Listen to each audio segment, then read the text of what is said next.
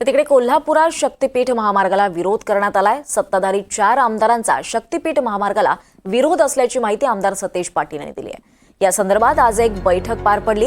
महामार्गाविरोधात येत्या 12 मार्चला 10,000हून अधिक शेतकरी मुंबईत धडकणार असल्याचा निर्णय बैठकीत झालाय। आमचा विरोध केवळ कोल्हापूरसाठी नसून हा मार्गच नको यासाठी आमचा लढा आहे, असं सतेज पाटील यांनी म्हणाले।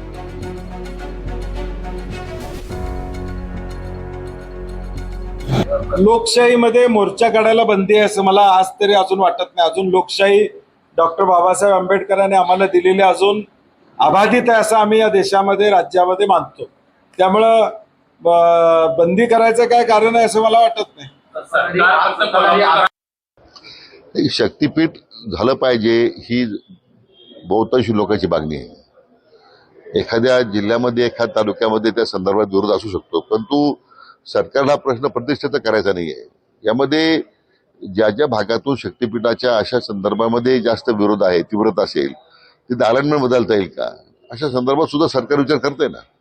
मला वाटतं की माननीय मुख्यमंत्री महोदय या बाबतीमध्ये अतिशय संवेदनशील आहे आणि लोकांच्या इच्छेविरुद्ध लोकांचा विरोध डावलून काही करण्याची भूमिका त्यांची अजिबात नाही आहे।